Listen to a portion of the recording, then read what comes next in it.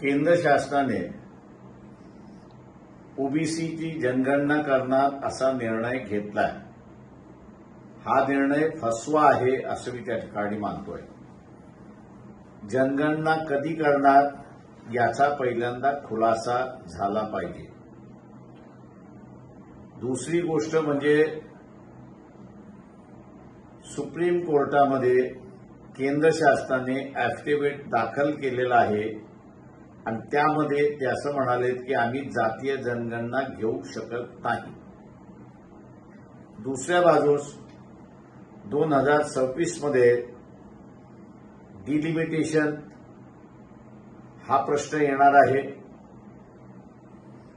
केंद्र शासन डिलिमिटेशन होऊ नये म्हणून जनगणना पुढे करते अशी परिस्थिती आहे। त्याच्यामुळे जनगणना होईल का आणि जनगणना झाली नाही तर मग ओबीसीची जनगणना कशी होणार याचा खुलासा झाला पाहिजे। तिसरी गोष्ट म्हणजे जम्मू आणि काश्मीरमध्ये घटना घडली, 26 जण त्यामध्ये दगावले, लोकांचा आक्रोश आहे। हा आक्रोश लक्षात घेता लोकांचं मन वचलित करण्यासाठी हा निर्णय तर झाला नाही। नमस्कार।